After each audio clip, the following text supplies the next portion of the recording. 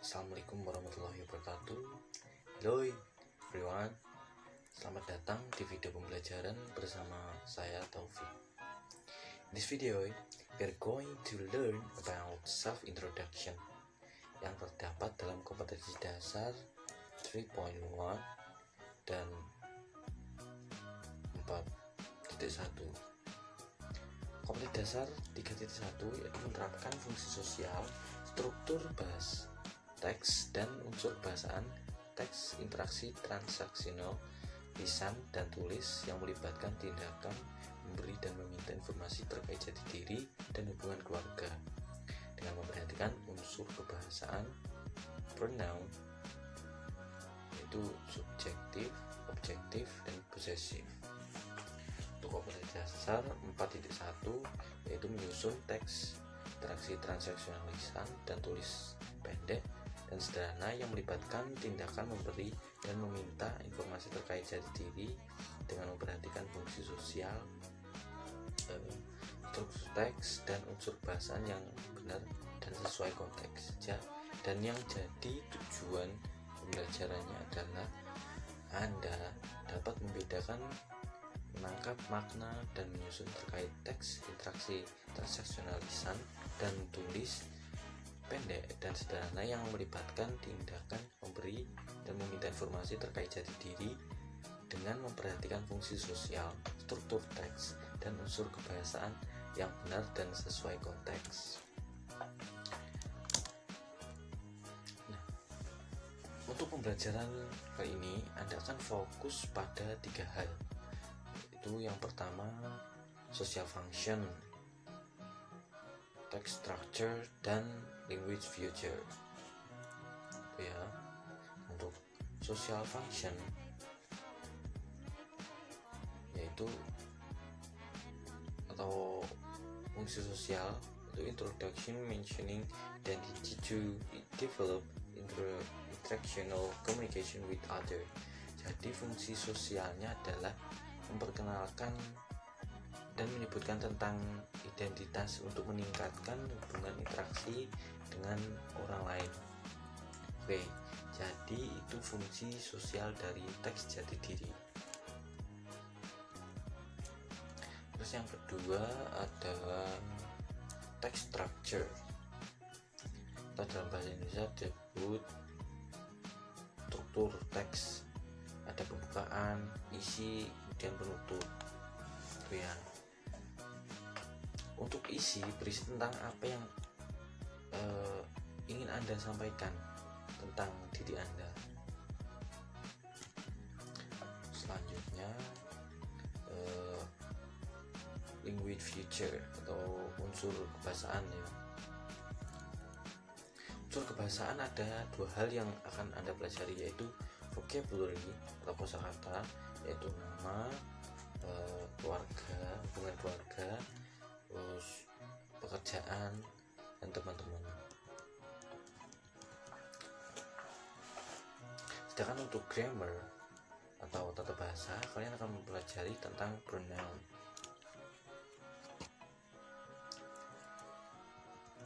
Oke, kita lanjutkan ke materi selanjutnya. Ya, how to introduce yourself, atau bagaimana cara kita memperkenalkan diri orang lain dengan formal atau informal, resmi atau tidak. Ya, ini contohnya. Kalau formal, I would like to introduce myself, my name is Taufik. Atau I introduce myself, my name is Taufik. Ini lagi, let me introduce myself, my name is Taufik. Atau would you mind if introduce myself, my name is Taufik. Itu ya, kalau yang formal. Kalau yang tidak resmi, hi, I'm Taufik from Africa. Atau I'm Hugo, nice to see you. Nah, itu ya, bisa dilihat perbedaannya sangat signifikan. Kalau yang formal itu ya panjang di depan, namanya di belakang. Kalau yang tidak resmi itu to the point itu ya. Selanjutnya how to introduce other atau memperkenalkan orang lain. Ini contohnya yang formal. May I introduce you to my friend Huda? Atau I would like to introduce you to my brother Adi. Oh, I would like you to meet my brother Gana. Yang formal ya. Kalau yang tidak resmi gini, hi, this is Gana. Or have you met Yuda? Atau lagi, Gana, this is Huda. Huda, this is Gana. Gitu.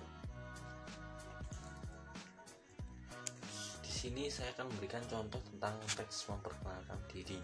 Teks perkenalan diri ya. Ini contohnya, hello, my name is Gana and I live in Hudson, Wisconsin, USA. Hudson is much smaller than Moscow, but it is a nice town to live in. I go to the Hudson Middle School.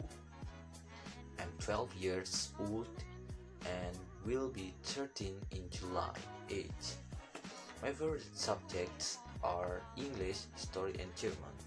I love to roller skate, ski, and talk to my friend about school.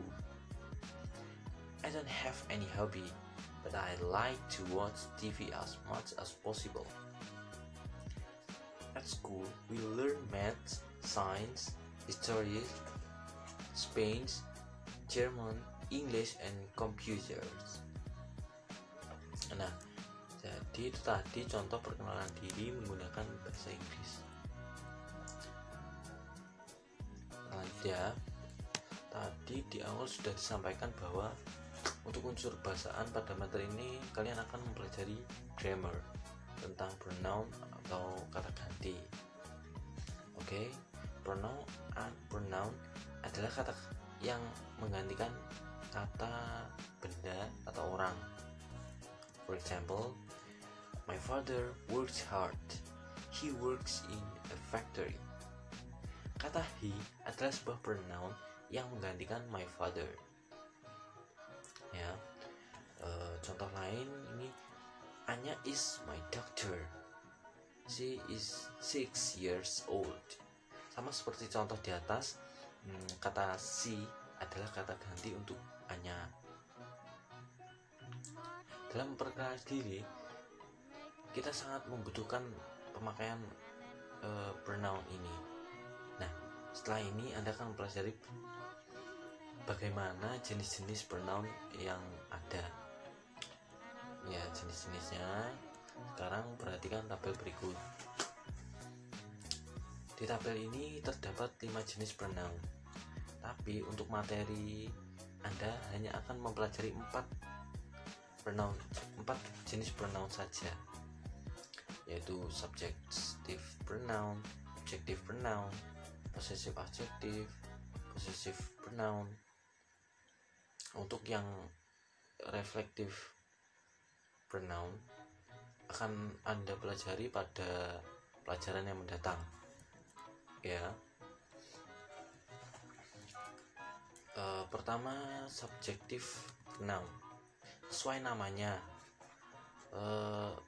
subjective pronoun berarti kata-kata ini atau kata ganti ini terdapat di awal atau di depan kalimat.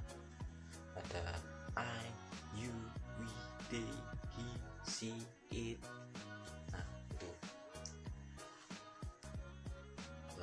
Sekarang objective pronoun. Ada me, you, us, them, him, her, it. Ya, sesuai namanya juga, pronoun objective pronoun berarti berada di belakang kalimat. Tuh ya. Selanjutnya possessive adjective pronoun. Untuk possessive adjective pronoun tidak digunakan untuk kata benda, melainkan untuk memodifikasi atau memberi penjelasan sederhana tentang suatu kepemilikan.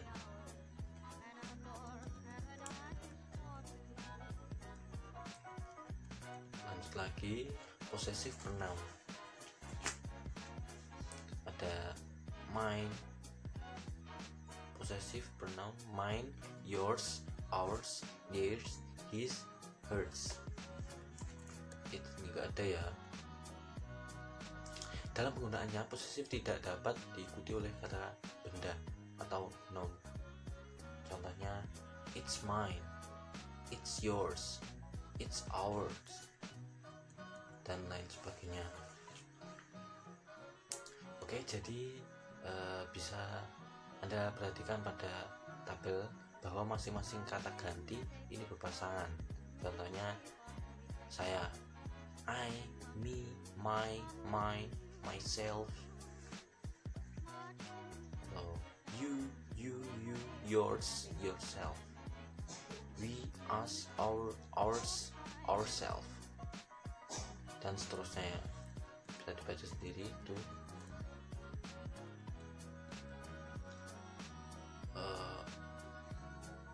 Dengarkan kalimat berikut.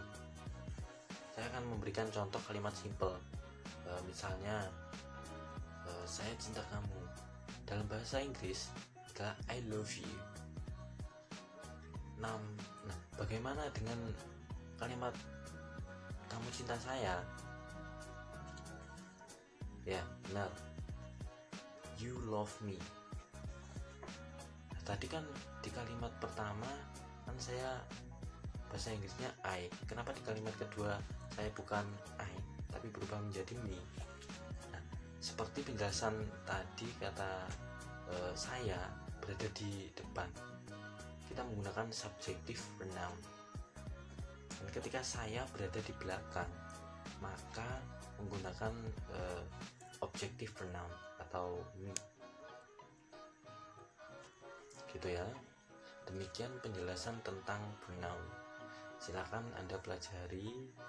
Jika ada pertanyaan bisa disampaikan lewat Google Classroom. Untuk vocabulary, saya lupa ya tadi ya, family. Saya rasa pasti kalian sudah mengerti tentang kosakata yang ada di keluarga. Jadi saya tidak perlu lagi menjelaskan di sini.